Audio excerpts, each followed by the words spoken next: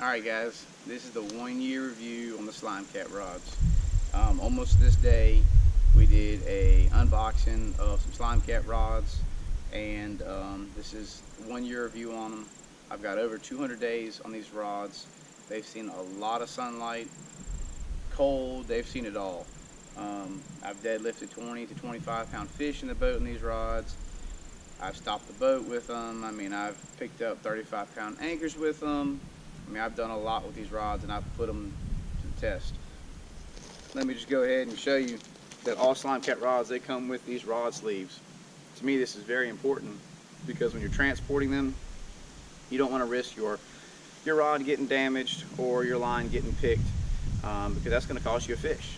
Driving down the road, if your rods are sticking at your tailgate, you know, it rides in your tailgate like this. Some of you guys have diamond plate, and if you actually use your truck, you've got nicks and little cuts and stuff in your tailgate, and it's gonna damage your rods. And I've seen rods snap right here where they ride on the tailgate. So that's very important to me. And I run reel covers on everything because I have to keep my stuff tip top shape.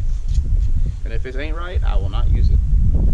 This right here is the extra medium, and we've got it outfitted with a 30 pound monster mono and 7,000 Slimecat reel. This mono is super tough. I'm not a big mono fan, but I'm getting to where I like it.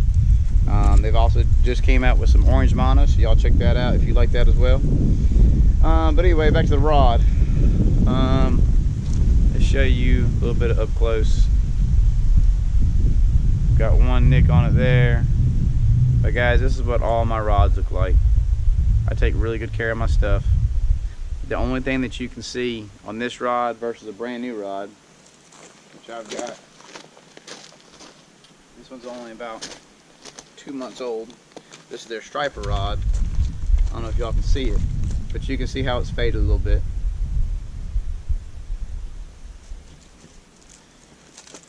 Alright, put that down there. But anyway, the reel seats are holding up great. Have not had it slip off on me. Now when I put my reel seats on, I tighten it down, I back it off, I put 1 drop of blue Loctite on there, and I put it back on. Yeah, that's it for that one. Alright, that's the extra medium heavy. Now the medium heavy rod is kind of my go-to rod for 2 different things. Which would be this one. That's my go-to rod for 2 different things. It is my go-to rod for suspending baits. I like this softer tip. When a fish hits it and wants to pull it down, I like for it to load up really slow. The extra medium does a fine job with that too, but I just like the action of the medium heavy. Everybody has their own preference. But that's my suspended rod. It's also my planer board rod for the inside of my boat. I fish with 8 rods at the back. The 2 outside are extra mediums. The 2 insides are medium heavies.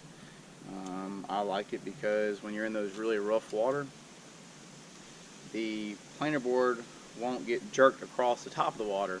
It'll just slowly, the rod takes a lot of the shock out of it, and by the time the wave comes back down, it's just pulling it. But I like the way these rods load up a lot. But once again, there's that rod. And I'll go ahead and address this situation. Some of y'all that follow the Facebook page seen some Facebook posts on here about these little cracks right here by the eyes. Alright, several of these rods have cracked right here, and some of them you can feel, some of them you can't. That right there is the gel coat or whatever that's cracked. To me, that has not jeopardized the integrity of this rod. If you go look at many other rod manufacturers, I've got several of them in my building right now, but I'm not going to show you because I'm not going to bash any other company for anything. But you do your own research and you go look at other rod companies. Their stuff cracks too. Some colors are more noticeable than others. Never noticed until somebody made a big stink about it. This rod right here I will still hook it to something.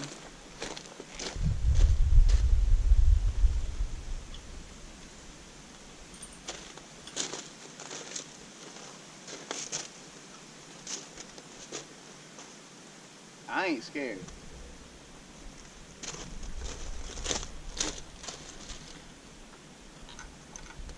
And y'all know, I'm a guide over here on Kerr Lake.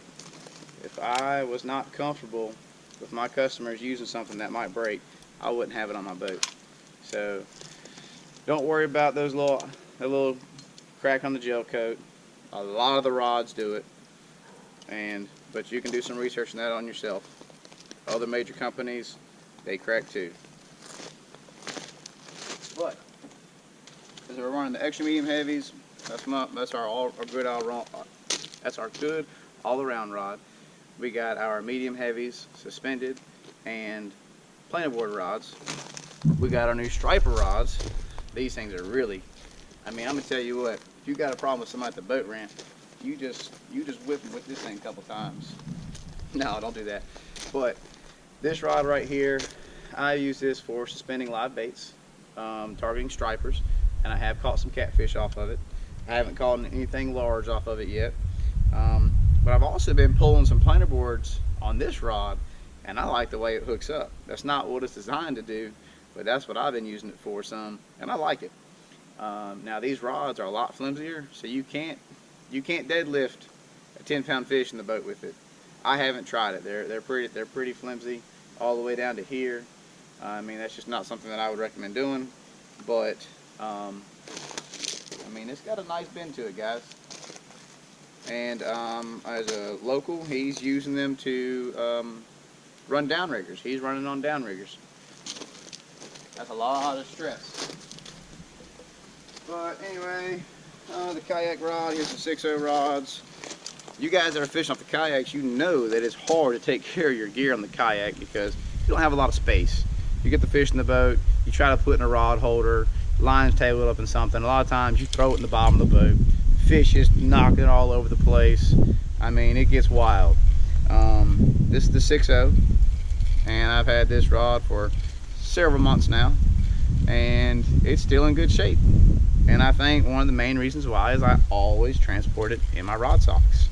I've never washed these rods. I just use them. Also, we're running the 7,000 reel, and on this one we're running 80-pound braid. On 80-pound braid on the 7,000, you can get 330 yards on it. I like a braid. But anyway, that's it for the Slimecat review. Overall, they have outperformed every rod I've ever used. I mean, I truly love them. At nighttime, it takes very little light to make them glow in the dark. The customer service is great. If you have any problems, reach out to Justin or Ryan. They will get you taken care of. You know, send them a private message and understand that, you know, there's a lot of people that send them messages, so give them, you know, a good 24 to 48 hours to respond before you start, you know, bashing the company for something.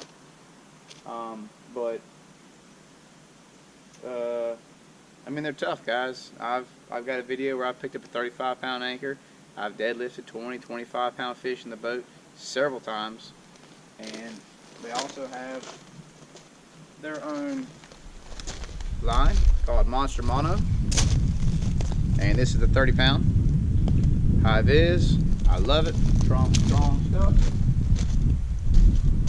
I want to give a shout out real quick to RS Nets. These are also on the Slimecat's website. This is their sling. This is their net right here. All of their stuff is made once it's ordered. It's all built by hand in Ohio. Everything, the handle, the wrap, the hoops, the netting, it's all made in America. And those of you who are like me, you want to spend all your money in the United States as much as possible to help the economy. But that's not the only reason why I love this company. This netting material is injected with, I forgot what it's called, but once it gets wet, it gets slimy. So this net, you land the fish with this net, and you weigh them in this sling. Once you get it wet, there are no red marks on those fish once you get done. There's no slime left all over these nets. It lets the slime stay on the fish. And that slime is a protectant, it's a coating that's supposed to stay on those fish. And I want to take care of these fish as best as possible so I can come back, let my customers catch them. I want to catch them again. You know, I love doing this. I want to be able to do it for many, many years, so I want to take care of those fish. Also, this sling will float.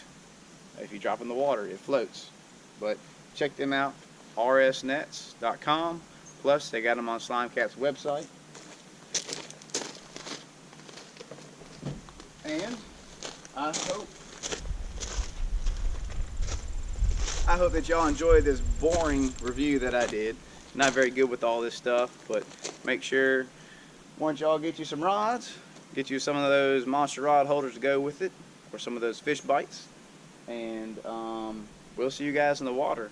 If you haven't subscribed yet or check me out, King's Catfishing, and make sure you like and subscribe and help me grow. And I want to keep on doing these videos and get a little, better at it all, and keep helping you guys out. All right, thanks for watching.